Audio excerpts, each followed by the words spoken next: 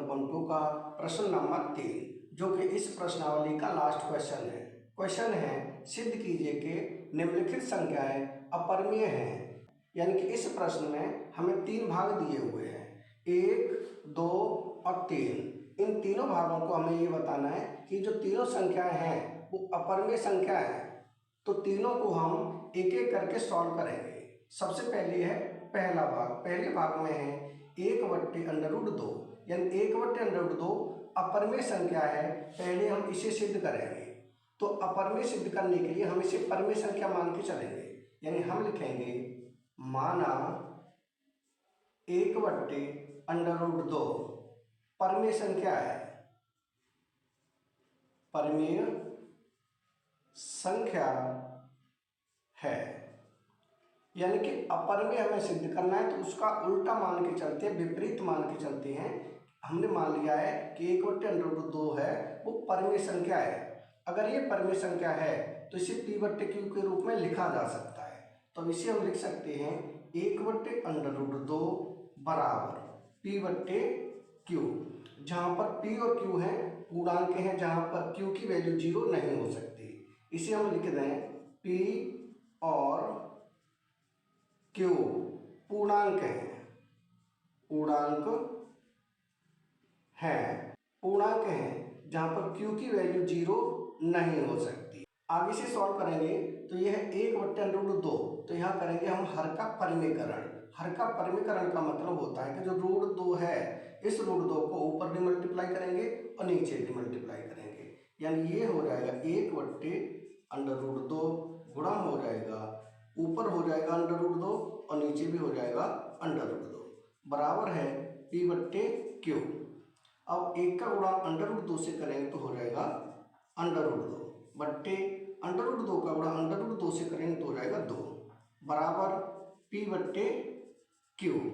अब हम करेंगे क्रॉस मल्टीप्लाई, यानी कैंची का गुणा, यानी q का गुणा √2 से करें तो यहाँ हो जाएगा √2q बराबर p का गुणा 2 से 2p।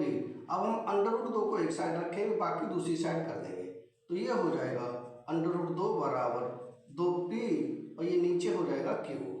यानी कि ये हो जाएगा √2 बराबर 2p/q।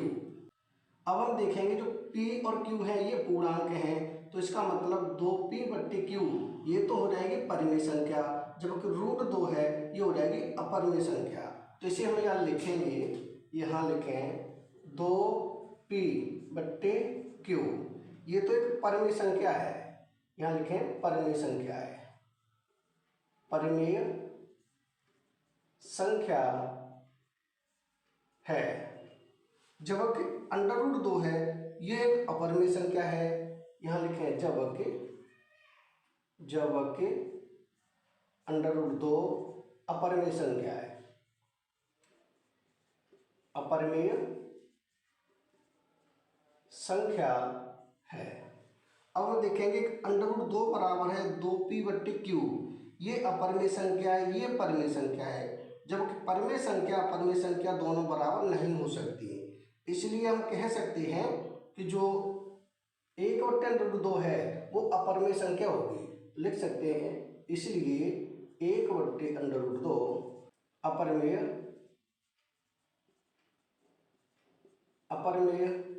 संख्या है। यानी यही हमें सिद्ध करना था कि 1/2 है वो एक अपरिमेय संख्या है, जो सिद्ध हो चुका है। यानी ये हो जाएगा पहले भाग का आंसर। अब इससे आगे हम करेंगे इसका दूसरा भाग। अब हम करेंगे इसका दूसरा भाग। दूसरे भाग में है 7√5, यानी कि 7√5 को अपरिमेय संख्या सिद्ध करना है। तो सबसे पहले तो हम मानेंगे कि ये परिमेय संख्या है, तो हम यहाँ लिखेंगे यह दूसरा भाग। माना 7√5 एक परिमेय संख्या है, परिमेय संख्या है। यानी कि हमने मान लिया कि 7√5 परिमेय संख्या है। अगर ये परिमेय संख्या है तो इसे p/q के रूप में लिखा जा सकता है। इसे हम लिखेंगे 7√5 बराबर p/q। जहाँ p और q पूर्णांक होंगे, q की वैल्यू 0 नहीं होगी, तो इसे ब्रैकेट में लिखेंगे p और q पूर्णांक हैं और यहाँ q की वैल्यू 0 नहीं है, यानी q is not equal to 0, यानी q की वैल्यू 0 नहीं है, ये हमें ब्रैकेट में लिखना है। अब आगे सॉल्व करेंगे, जो 7 है 7 को ले जाएंगे दूसरी साइड हो जाएगी डिवाइड में, यानी ये हो जाएगा √5 बराबर p बट्टे में हो जाएगा, बट्टे में क्यूब तो है ही, 7 और आ जाएगा, तो ये हो जाएगा 7 क्यूब। अब हम देखेंगे p और q ये पूर्णांक हैं, तो p बट्टे 7 क्यूब, तो ये हो जाएगी परिमेय संख्या, जबकि √5 है ये हो जाएगी अपरिमेय संख्या। तो इसे हम लिख दें p बट्टे 7 क्यूब परिमेय संख्या है, परिमेय संख्या है, जबकि √5 है वो अपरिमेय संख्या है, तो यहाँ लिखें जबकि √5 एक अपरिमेय संख्या है, अपरिमेय संख्या है, जबकि अपरिमेय संख्या और परिमेय संख्या बराबर नहीं हो सकती, तो इसका मतलब ये है कि 7√5 है वो एक अपरिमेय संख्या होगी, तो यहाँ हम लिख सकते हैं इसलिए 7√5 एक अपरिमेय संख्या होगी, अपरिमेय संख्या होगी, यानी कि 7√5 है वो एक अपरिमेय संख्या होगी, यही हमें सिद्ध करना था जो सिद्ध हो चुका है, यानी ये हो जाएगा हमारा दूसरे भाग का आंसर। अब हम करेंगे इसका तीसरा भाग। तीसरे भाग में है 6 + √2, यानी कि अब हमें 6 + √2 को अपरिमेय संख्या सिद्ध करना है, तो यहाँ करें इसे तीसरे भाग को, ये है तीसरा भाग, यानी कि 6 + √2, तो पहले तो हम इसे परिमेय संख्या मानेंगे, हम लिखेंगे माना 6 + √2 एक परिमेय संख्या है, परिमेय संख्या है, यानी कि हमने मान लिया कि 6 + √2 है वो परिमेय संख्या है।